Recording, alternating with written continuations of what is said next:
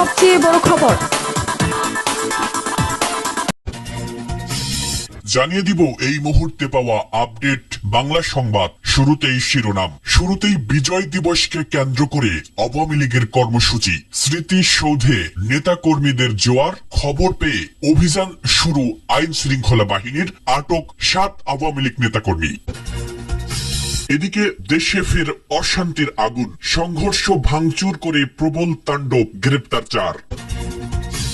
আরো জানাবো বিজয় দিবসেই আওয়ামী লীগ সমর্থকদের জন্য খুশির বার্তা। আওয়ামী লীগের নির্বাচনে অংশগ্রহণের নিশ্চয়তা ডক্টর ইউনূসের। এবার ফিরতে বাধা নেই শেখ হাসিনার। অপরদিকে খেপে গেলেন বৈষম্য বিরোধী ছাত্র আন্দোলনের অন্যতম সমন্বয়ক সার্জিস আলম। কঠিন হুঁশিয়ারি, বেইমানি করলে ডক্টর ইউনূসকে ছাড় দেওয়া হবে না। এবারে শেখ হাসিনার সংশ্লিষ্ট ব্যক্তি হওয়ায় রাষ্ট্রপতির আমন্ত্রণ প্রত্যাখ্যান করল বৈষম্য বিরোধী ছাত্র আন্দোলন। এবং সবশেষ জানাবো হাতে হাতকড়া নিয়েই কাঁধে মায়ের লাশ বইলেন যুবলীগ নেতা। এতক্ষণে শুনছিলেন সংবাদ শিরোনামগুলি, এবারে জানিয়ে দিব বিস্তারিত। স্মৃতিসৌধে শ্রদ্ধা জানাতে আসা আওয়ামী লীগের 7 নেতাকর্মী আটক। ঢাকার সাভারের জাতীয় স্মৃতিসৌধে বিজয় দিবসে শ্রদ্ধা জানাতে আসা ঢাকা জেলা আওয়ামী লীগের সাবেক সাধারণ সম্পাদক ও জেলা পরিষদের সাবেক চেয়ারম্যান মাহবুবুর রহমান সহ 7 নেতাকর্মীকে আটক করেছে পুলিশ। সোমবার দুপুর 12:30টার দিকে জাতীয় স্মৃতিসৌধের পরিদর্শন ছাউনি এলাকা থেকে তাদের আটক করা হয়। আটকের বিষয়টি নিশ্চিত করেছেন আশুলিয়া থানার পরিদর্শক আবু বকর সিদ্দিক। আটকের মধ্যে একজন ঢাকা জেলা আওয়ামী লীগের সাবেক সাধারণ সম্পাদক ও ঢাকা জেলা পরিষদের সাবেক চেয়ারম্যান মাহবুবুর রহমান ও ঢাকা 19 আসনের সাবেক সংসদ সদস্য সাইফুল ইসলামের কর্মী মিল্টনের নাম জানা গেছে। বাকিদের নাম পরিচয় পাওয়া যায়নি। আওয়ামী লীগ নেতাকর্মীরা বলেন 16 ডিসেম্বর বীর শহীদদের প্রতি শ্রদ্ধা নিবেদন করতে আসেন ঢাকা জেলা আওয়ামী লীগের সাবেক সাধারণ সম্পাদক মাহবুবুর রহমান। তার নেতৃত্বে স্থানীয় ঢাকা 19 এর সংসদ সদস্যদের কর্মীরা স্মৃতিসৌধে শ্রদ্ধা জানাতে আসেন। এ সময় পরিদর্শন ছাউনির পাশে নেতাকর্মীরা জড়ো হচ্ছিলেন। খবর পেয়ে ডিএমপি পুলিশ ও আশুলিয়া থানা পুলিশ শ্রদ্ধার্ঘ সহ 7 নেতাকর্মীকে আটক করে। আশুলিয়া থানার পরিদর্শক আবু বকর সিদ্দিক বলেন দুপুরে আওয়ামী লীগের নেতাকর্মীরা জাতীয় স্মৃতিসৌধে শ্রদ্ধা জানাতে আসে। এ সময় 7 জনকে আটক করা হয়েছে। বাংলাদেশে ফের অশান্তির আগুন। দোকান বাড়ি ভাঙচুর করে প্রবল তাণ্ডব। গ্রেপ্তার 4। বাংলাদেশের আইন শৃঙ্খলা বাহিনী সুনামগঞ্জ জেলার দোয়ারা বাজার এলাকায় একাধিক বাড়ি এবং দোকানে হামলা ও ভাঙচুর করার অভিযোগে 4 জনকে গ্রেফতার করেছে। বাংলাদেশ সংবাদ সংস্থা বিএসএস জানায় তাদের বিরুদ্ধে 3 ডিসেম্বর এক ফেসবুক পোস্টের পর এলাকায় অশান্তি সৃষ্টির অভিযোগ ওঠে। যদিও পোস্টটি মুছে ফেলা হয়েছিল, তবে স্ক্রিনশটগুলি ব্যাপকভাবে ছড়িয়ে পড়েছিল, যার ফলে এলাকাটিতে তাণ্ডব শুরু করে দুষ্কৃতিকারীরা। আওয়ামী লীগ সমর্থকদের জন্য খুশির বার্তা ইউনূসের। নির্বাচনে অংশগ্রহণ করতে যাচ্ছে আওয়ামী লীগ। ক্ষমতায় থাকাকালে আওয়ামী লীগ যেসব হত্যাকাণ্ড ঘটিয়েছে এবং ক্ষমতার অপব্যবহার করেছে সেগুলোর বিচার শেষে দলটিকে নির্বাচন করতে দেওয়া হবে বলে সাফ ঘোষণা দিলেন অন্তর্বর্তী সরকারের প্রধান উপদেষ্টা ডক্টর মোহাম্মদ ইউনূস। বিখ্যাত মার্কিন সাময়িকী টাইম ম্যাগাজিনকে দেওয়া এক সাক্ষাৎকারে এমন মন্তব্য করেছেন তিনি। ডক্টর মোহাম্মদ ইউনূস বলেছেন আওয়ামী লীগকে নির্বাচনে স্বাগত জানানো হবে যখন যারা হত্যা ও ক্ষমতার অপব্যবহারের সাথে জড়িত তাদের বিচার সম্পূর্ণ হবে। অন্যরা নির্বাচনে অংশ নিতে যতটা স্বাধীন তারাও ততটাই স্বাধীন। আমরা তাদের বিরুদ্ধে রাজনৈতিক অঙ্গনে লড়াই করব। যুক্তরাষ্ট্রের নবনির্বাচিত প্রেসিডেন্ট ডোনাল্ড ট্রাম্পের সাথে নোবেল জয়ী এই অর্থনীতিবিদদের সম্পর্কের বিষয়টিও উঠে এসেছে টাইম ম্যাগাজিনের সাক্ষাৎকারে। এতে বলা হয়েছে মার্কিন প্রেসিডেন্ট জো বাইডেনের সঙ্গে প্রফেসর ইউনূসের ভালো সম্পর্ক রয়েছে। এ কারণে শেখ হাসিনার পতনের পর বাংলাদেশ আন্তর্জাতিক মুদ্রা তহবিল এবং বিশ্ব ব্যাংকের সঙ্গে সম্পর্ক বজায় রাখতে পেরেছে। কিন্তু ট্রাম্পের আবারও ক্ষমতায় আসার বিষয়টি গভীর চিন্তার উদ্রেক করেছে। এর মধ্যে আবার গত 31 অক্টোবর ট্রাম্প বাংলাদেশে সংখ্যালঘুদের উপর কথিত নির্যাতন নিয়ে একটি পোস্ট দিয়েছেন। বোঝা যাচ্ছে আওয়ামী লীগ এবং ভারতীয় আমেরিকানরা ট্রাম্পকে দিয়ে বাংলাদেশের উপর নিষেধাজ্ঞা দিতে চাইছে, যে যুক্তরাষ্ট্রের কাছে সবচেয়ে বেশি তৈরি পোশাক রপ্তানি করে বাংলাদেশ।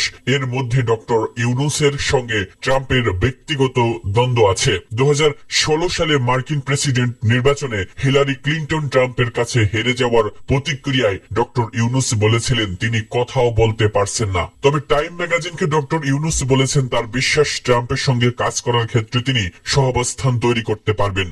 এদিকে ইউনূসের প্রতি ক্ষেপে গেলেন বৈষম্য বিরোধী ছাত্র আন্দোলনের অন্যতম সমন্বয়ক সার্জিস আলম। হুঁশিয়ারি বার্তা, বেইমানি করলে ডক্টর ইউনূসকে ছাড় দেওয়া হবে না। জুলাই শহীদ স্মৃতি ফাউন্ডেশনের সাধারণ সম্পাদক সার্জিস আলম বলেছেন গণ অভ্যুত্থানের বিশ্বাসের সঙ্গে বেইমানি করলে কাউকে ছাড় দেওয়া হবে না। ডক্টর ইউনূসও যদি হয় তাকেও ছাড় দেওয়া হবে না। রাজশাহী শিল্পকলা একাডেমিতে জুলাই গণ অভ্যুত্থানে রাজশাহী বিভাগের শহীদ পরিবারের মাঝে আর্থিক সহায়তা চেক বিতরণ অনুষ্ঠানে একথা বলেন তিনি। রাজশাহী বিভাগের 46 শহীদ পরিবারকে আর্থিক সহায়তা দেয় জুলাই শহীদ স্মৃতি ফাউন্ডেশন। প্রতিটি শহীদ পরিবারকে 5 লাখ টাকা করে সহায়তা দেওয়া হয়। অনুষ্ঠানে সার্জিস আলম বলেন শেখ মুজিব হত্যার বিচারের জন্য কবর থেকে লাশ উত্তোলনের প্রয়োজন না হলে জুলাই আগস্টের শহীদদের লাশ কেন তুলতে হবে?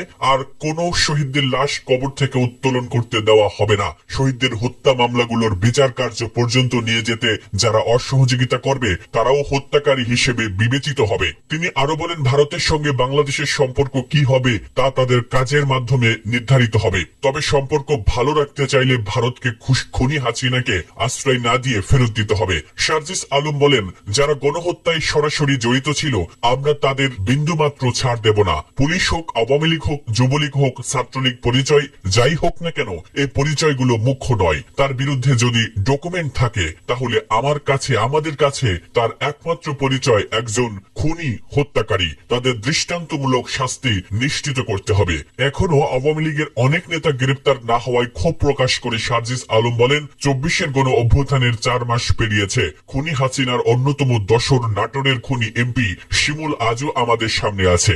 আজও পাবনার সাইদ চেয়ারম্যান এই বাংলাদেশে তার অস্তিত্ব আছে, অথচ এই খুনিরা প্রকাশ্যে আমার ভাইদের পুড়িয়ে মেরেছে, গুলি করে হত্যা করেছে। অনুষ্ঠানে বক্তব্য রাখেন রাজশাহী বিভাগীয় কমিশনার খন্দকার আজিম আহমেদ, রাজশাহী রেঞ্জ ডিআইজি আলমগীর হোসেন, বৈষম্য বিরোধী ছাত্র আন্দোলনের কেন্দ্রীয় সমন্বয়ক কমিটির সদস্য মেহরাব সিফাত। রাষ্ট্রপতির আমন্ত্রণ প্রত্যাখ্যান করল বৈষম্য বিরোধী ছাত্র আন্দোলন। মহান বিজয় দিবস উদযাপনের অনুষ্ঠানে যোগ দিতে বঙ্গভবনে রাষ্ট্রপতির আমন্ত্রণ প্রত্যাখ্যান করেছে বৈষম্য বিরোধী ছাত্র আন্দোলন। সংশ্লিষ্টরা বলছেন ফ্যাসিবাদের সঙ্গে সংশ্লিষ্ট ব্যক্তির আমন্ত্রণে বঙ্গভবনে যাওয়া অসঙ্গতিপূর্ণ।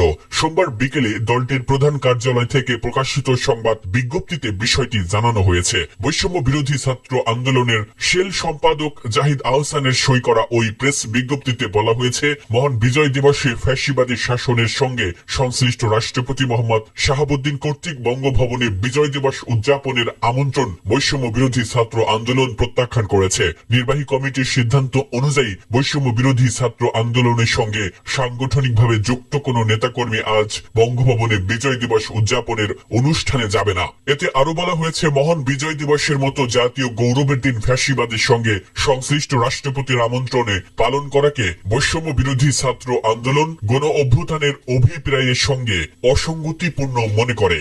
হাতে হাতকড়া নিয়েই কাঁধে মায়ের লাশ বইলেন যুবলীগ নেতা।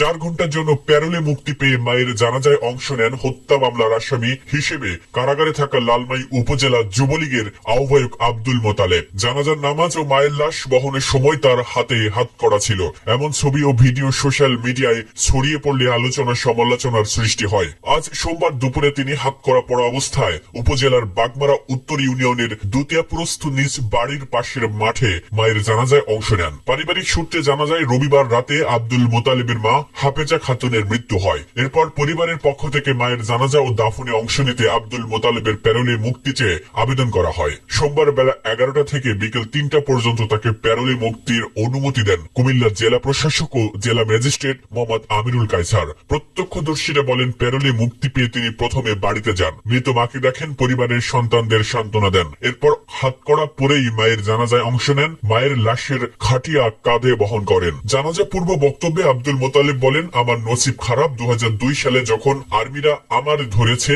তখন আমার বাবা স্ট্রোক করে মারা গেছেন। এবছর আমারে ধরার পর আমার মা মারা গেছেন। সেই বিপদে বাবাকে হারাইছি, এই বিপদে মাকে হারাইছি। আমার মা বাবার জন্য সবাই দোয়া করবেন।